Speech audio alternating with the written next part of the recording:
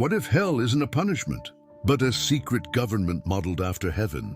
What if the true ruler of hell isn't Lucifer, but a secret no one dares to reveal? The curtain of the visible world hides a hidden architecture. There is no chaos in hell, only hierarchy. Names, roles, crowns, a throne at the center, and around it 7 shadows with forbidden names. According to long-forgotten grimoires like the Lemegeton, Ars Goetia, and Dictionnaire Infernal, Lucifer does not rule alone. He commands, but he also negotiates. He watches, manipulates, and shares power with 7 princes. But why? Why would the home of rebellion mirror the structures of paradise? What if hell is more organized than heaven is willing to admit? In the infernal court, each prince represents a primal force. They're not just demons, they're archetypes, corrupted reflections of heavenly virtues. Pride, envy, lust, wrath, gluttony, greed, sloth. The 7 deadly sins, but also 7 political roles within an inverted monarchy. In occult tradition, they have names that echo like blasphemies. Beelzebub, Asmodeus, Leviathan, Mammon, Belphegor, Satan, and Lucifer. But wait, if Lucifer is the sovereign, how can he also be one of the 7? Or is there someone even higher, still watching from above? Ars Goetia names him Supreme Commander, but the Dictionnaire Infernal describes him in disputes with the others. A deliberate contradiction, or a war of narratives. Why do ancient texts never agree? Especially when power is too dangerous to define. Some occultists suggest each prince governs a province of hell. Specific domains, unique functions. Beelzebub, the lord of flies and domination. Leviathan, the demon of envy, guardian of the abyss. Asmodeus, the flame of lust, patron of carnal temptation. Mammon, the entity of greed, ruler of corrupted wealth. Belphegor, the paralysis of sloth, whisperer of complacency. Satan, the original accuser, the symbol of twisted justice.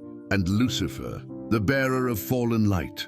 But if he is light, why does he reign in darkness? A 13th century apocryphal manuscript suggests Lucifer wasn't punished, but appointed. Yes, appointed to dwell in the abyss, as part of a higher plan. What if hell is just a hall of mirrors, built by God himself? With each layer of this hierarchy, a deeper secret is revealed. This is not chaos. It's a symbolic, ritualistic, almost liturgical structure, a reverse cult of the divine. And this cult has ceremonies, has councils, has coronations. The question no one dares to ask: if heaven has angels in chorus, does hell have princes in assembly? Who really gives the orders among the 7? What do you think? Leave your thoughts in the comments. What if the 7 princes of hell were actually ministers of a government older than humanity itself? The curtains of the world don't tremble at screams, but at whispers. Beneath the ashes of dogma lies a forgotten structure, the Council of Shadows. 7 thrones in a circle, 7 voices that do not scream, they command. And at the center a single empty throne, not abandoned, but reserved. We've seen how grimoires assign specific roles to each of the 7 princes. But what few know is this hierarchy mirrors heaven itself. In the ancient texts of Lurianic Kabbalah, there's mention of the Sitra Akra, the other side, a perfect shadow of the tree of life, an inverted reflection, where each Sephira has a dark counterpart. In hell, that tree becomes death, the tree of the Qliphoth. Each prince governs a shell, an aspect of divine virtue, now corrupted. What if each deadly sin isn't just a flaw, but a seat of power in the empire of shadows? According to the Dictionnaire Infernal, Beelzebub holds the title of Supreme Prince. But in other sources, like Pseudo-Monarchia Daemonum, that title shifts, sometimes to Lucifer, other times to Satan. Are these power struggles or strategic divisions? Think about it. Heaven has choirs, orders, thrones, and dominions. Why would hell be pure chaos? Chaos is just a disguise. At the heart of the council, Lucifer doesn't speak. He listens, because his role is not to rule, but to illuminate. Each prince serves as a minister of a domain. Mammon builds economic systems rooted in greed. Belphegor infiltrates moments of intellectual laziness. Asmodeus fuels empires through lust and distorts art itself. Leviathan spreads envy among nations and beliefs. Beelzebub feeds political egos with rotten glory. Satan, the accuser, maintains unseen courts of judgment. And Lucifer, he is the link, the bridge, the spark that unites all flames. The symbol of inverted light, but not extinguished. What if Lucifer didn't fall, but accepted the role of becoming the mirror of the Most High? In the Gnostic texts of the Nag Hammadi Codex, there are hints that the true creator of the world isn't God, but a blind demiurge, and that Lucifer, by bringing light to the world, was actually the bearer of forbidden knowledge. The serpent in Eden wasn't the tempter, but the liberator. So who's the real villain? When knowledge is the crime, the infernal court doesn't hide because it's weak. It hides because it's necessary. A counterbalance, a dark equilibrium. Hell is not rebellion. It's inverted order. And the council, it gathers. Whenever a new human era begins, in the shadows of time, in political decisions, in religious systems, what if every age of history was born from a silent pact between the princes of the abyss? But there's a darker secret still, an eighth seat, a chair never filled, a name erased from all records. Who betrayed hell itself? And why? If this stirred something inside you, like this video, and helped spread the word, what if even hell had a traitor among its own? Within the Council of Shadows, everything is symbolic. Nothing is accidental. 7 thrones are occupied. 7 infernal kings reign, but there's something the ancient grimoires never fully explain. The 8th throne, it appears silently in 17th century manuscript illustrations, always in the shadows of the others, sometimes veiled, other times stained with blood. In the lost fragments of the Liber Officiorum Spirituum, there is mention of a fallen watcher, a being who once sat among the 7, but dared to betray even the rebellion.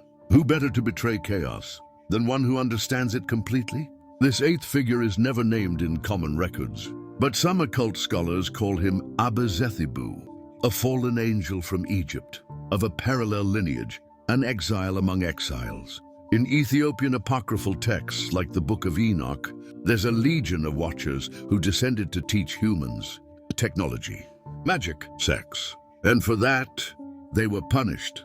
But Beelzebub didn't descend out of love. He came down out of envy. What if the greatest crime in hell was the desire to be redeemed? They say he tried to return to heaven, tore apart pacts, broke sacred oaths. Lucifer, who never forgives betrayal, condemned him to non-existence. Not heaven, not hell, not earth. His throne remains empty, as a memory, as a warning.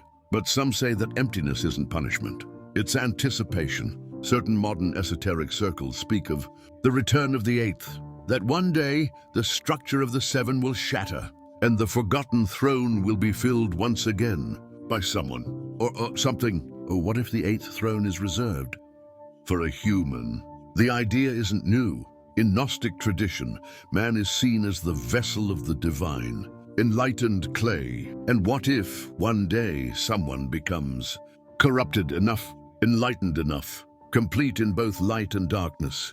They could sit upon that throne, not as a servant of hell, but as its new architect. What if hell is waiting for a new creator? Subscribe! What comes next is even darker. What if secret societies don't worship the devil, but are preparing a throne for him?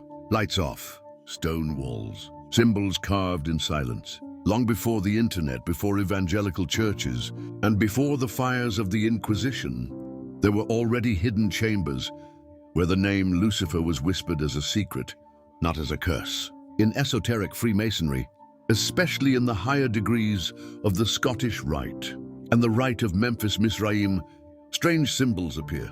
Empty thrones, 7 stars inside circles, and an 8th point set apart. In shadow, the 8th throne is always there. Rare documents like the Regius manuscript and the Codex Amun mention a chair of the hidden guide, never occupied, always prepared. It doesn't represent a king, but a presence that has yet to arrive. And the rituals, they are rehearsals, symbolic dramas, initiations that reenact an ancient story. The fall of the light and its future rise from darkness.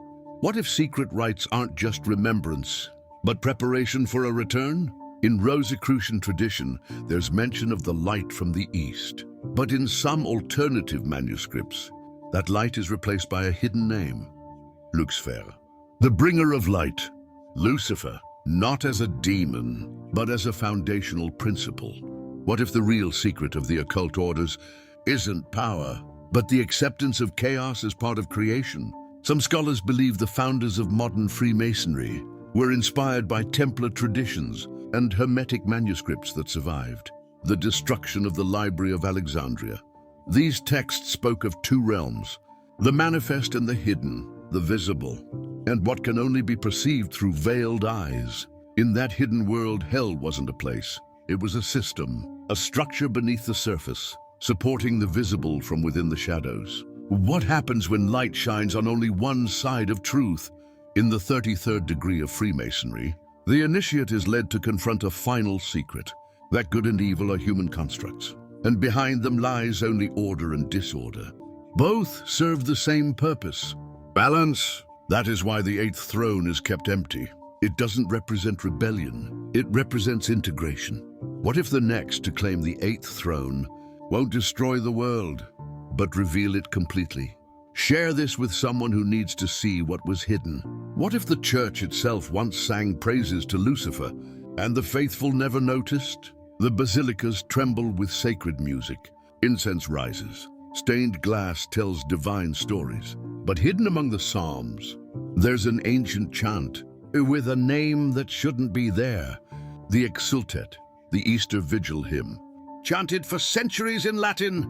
Flammas eius Lucifer matutinus inveniat. The translation, may the morning star find its flame still burning. The morning star, Lux Ferre, Lucifer. Why is a condemned name sung as a blessing? Inside the Vatican itself, the official explanation is simple. Lucifer in this context refers to the morning star, an ancient title for the risen Christ. But why keep the Latin? Why preserve the name, knowing the symbolic weight it carries? Is it liturgical tradition, or a veiled reminder that the fallen light once shined? What if the name was never the problem, but the power it still holds?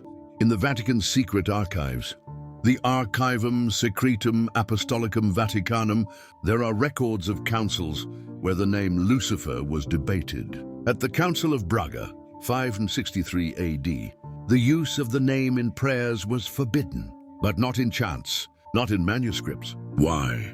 Maybe because erasing the name completely would mean erasing one of the invisible pillars of the spiritual structure.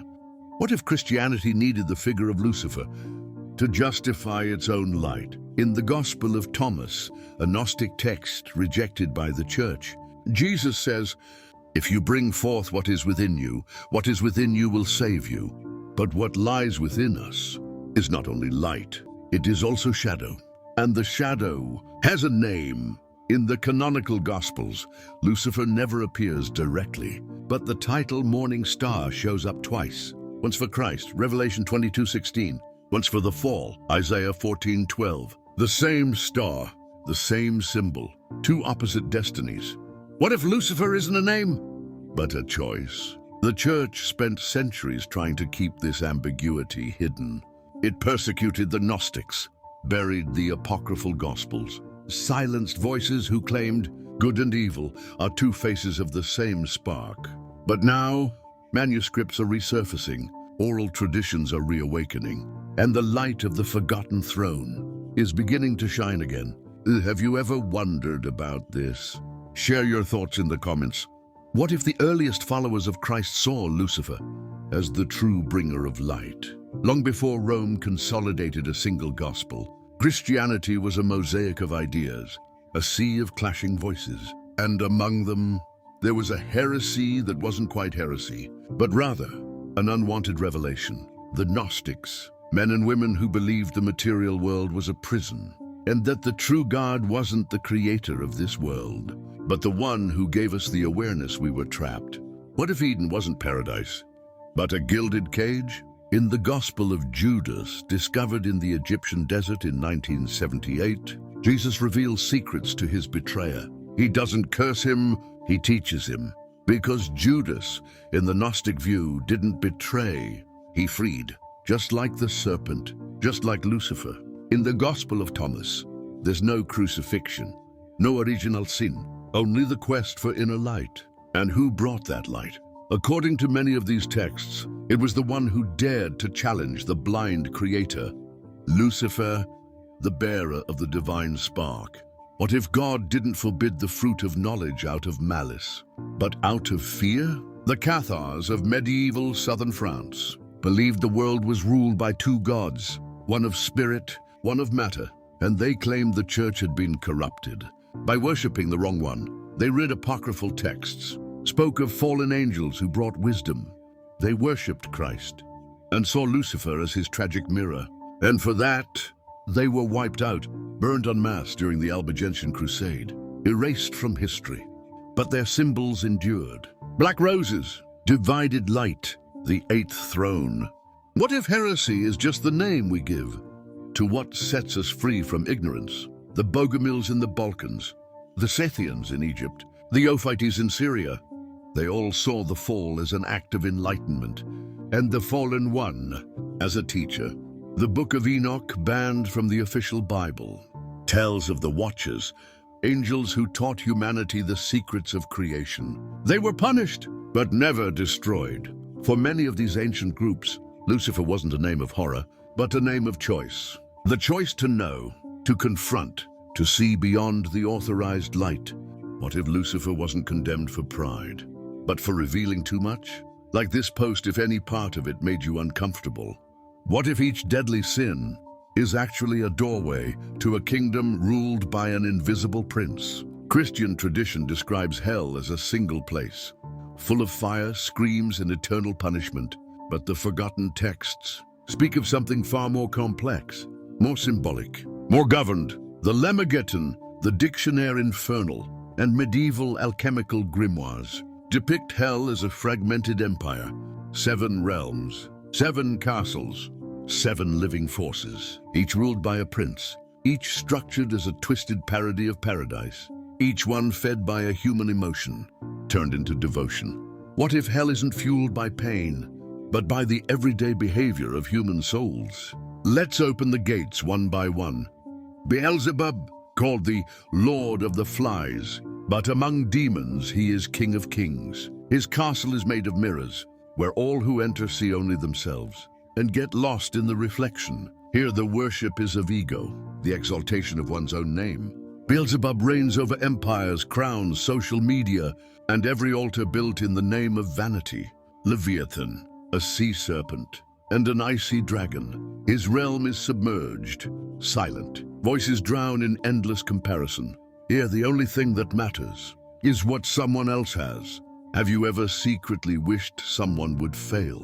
Leviathan rules over envious glances, toxic competition, and smiles that hide hatred. Asmodeus, a creature of seductive beauty, 3 heads, dragon feet, but his greatest weapon is desire. His castle is made of living flesh, pulsing, breathing. Here there is no love, only possession. Asmodeus rules over seductive art, addictive pornography, and the silent pacts between pleasure and emptiness. Mammon, his castle is built from hollow gold. Every treasure there is dust, but no one sees it. Mammon reigns over banks, hidden vaults, and hearts that only breathe when they're hoarding.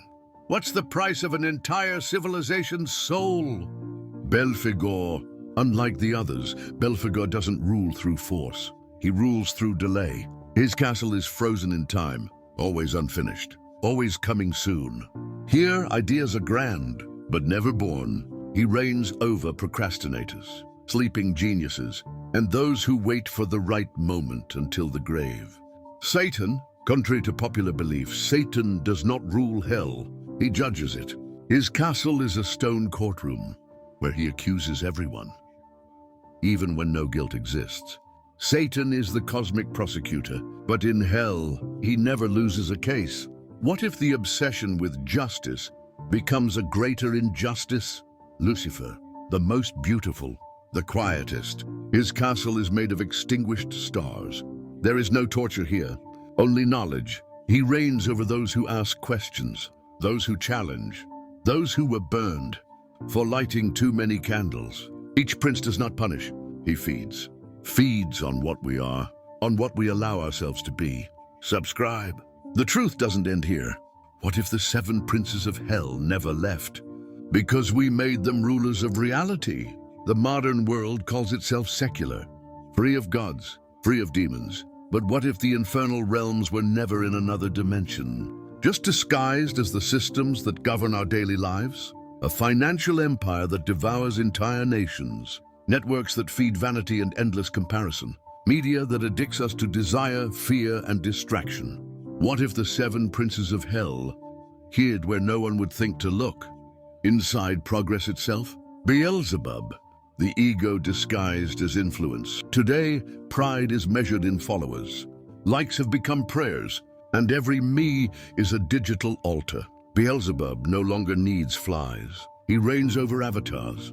And the more you look at yourself, the less you see the world. Leviathan, algorithmic envy.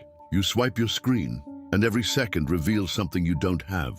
The algorithm doesn't feed you. It drains you from the inside out. Leviathan now lives in endless scrolling, silent comparisons, and tears you can't explain.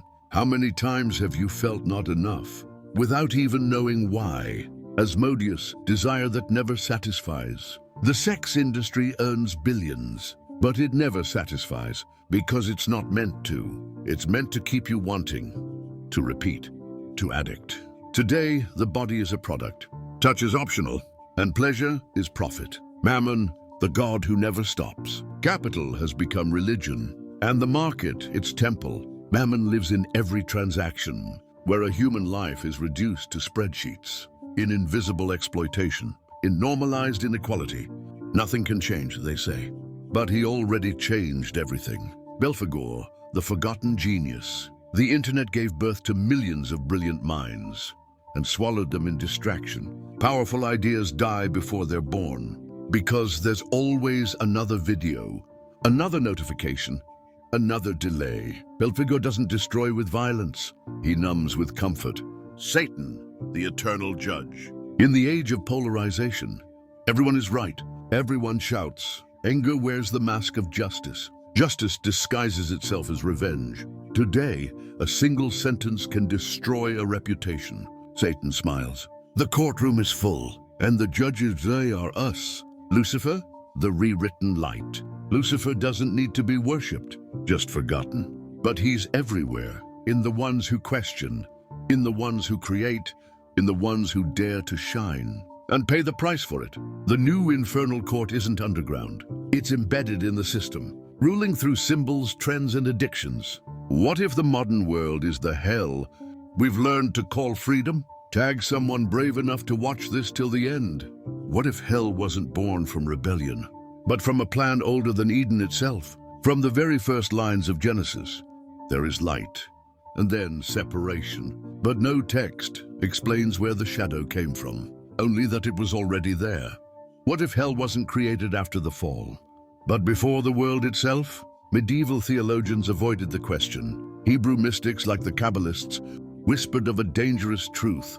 Before creation, there was a shattering, Shevirat HaKelim, the breaking of the vessels of divine light. A divine mistake or a necessary act? In this context, Lucifer is not the rebel, but the catalyst, the first to contain too much light, the first spark to break the balance. What if Lucifer didn't fall, but was poured into existence as a controlled flaw? In the apocryphal tradition of the Book of the Secrets of Enoch, God creates angels with free will, not for obedience, but for reflection. And when Lucifer says non serviam, I will not serve, he fulfills his original role, to question, not out of pride, but by design. What if Lucifer's purpose was to test the strength of creation itself? The Gnostics called the creator of the physical world Yaldabaoth, a blind, arrogant, imperfect demiurge. He believed he was God, but he wasn't. The true light was in Lucifer, or in Sophia, fallen wisdom. Two names, two falls, two archetypes of the same origin. The spark of consciousness, In the Zohar, there is a forgotten idea that evil is not an accident, but a structure within the light itself. Just as a shadow requires shape and source, hell requires the architecture of heaven. And that architecture wasn't built against God, but with divine permission. Or what if heaven and hell are two sides of a cosmic equation that can never be solved? Lucifer didn't create the seven princes out of vanity. He shaped them as inverted reflections of the celestial hosts, each one representing the fracture of a virtue. Pride versus humility, envy versus gratitude, wrath versus mercy, sloth versus purpose, greed versus generosity, lust versus love, gluttony versus restraint. The seven sins are moral gears, tests, mirrors, doors. And hell, a laboratory of free will. What if Lucifer was merely the executor of a greater will, that humankind might choose between light and shadow on its own? What if Lucifer wasn't seeking a throne, but preparing one for someone else? Throughout the entire narrative, seven princes have been revealed, seven kingdoms described, seven inverted reflections of divine order. But there's something the grimoires don't mention, something that only appears between the lines of fragmented manuscripts. An eighth place, empty. What if this entire infernal structure wasn't complete, but waiting for a final sovereign? The Liber Officiorum Spirituum speaks of a hidden chair. The Dictionnaire Infernal vaguely describes a son of the fallen, and in certain versions of the Ars Goetia, there are numbered spaces, but no names. That emptiness is not a mistake. It's an invitation. The eighth throne does not belong to any known demon. It is reserved for the one who accepts the full pact between light and darkness. The fusion, the synthesis, the point where good and evil cease to be opposites and become pure intention. What if the greatest throne in hell isn't meant for the fallen, but for those who ascended and refused heaven? In the esoteric tradition of the Corpus Hermeticum, there is mention of a divinized man, a being who masters the opposites, who understands the heavens, but rules the earth. He does not obey. He does not rebel. He decides. That throne is both symbolic and real, spiritual and political, and it may be forming right now. Modern culture glorifies the anti-hero, exalts the rebel, mythologizes the manipulator who sees beyond. It is the archetype of the new Lucifer. But this new one doesn't want to fall. He wants to sit. And sit where? On the empty throne. Theologians avoid the subject. Preachers distort it. But the eighth throne exists in every choice that defies the imposed moral script. What if the eighth prince is human? There is a forgotten prophecy from the book of Elijah, never canonized. In the final time, the throne without a name shall be claimed by the one with two faces. One turned to the light above, and the other to the shadow of the abyss. Two faces, two paths, one destiny. The eighth prince will not come with fire. He will arrive with clarity. And when he sits, the entire structure will be revealed for what it always was, a choice. Because in the end, hell is not punishment. It is a mirror, a reflection of what we deny, repress, and project. Lucifer does not reign over monsters. He reigns over unspoken truths. And if all of this is real, why are our eyes still closed? And if all of this is real, write your truth below.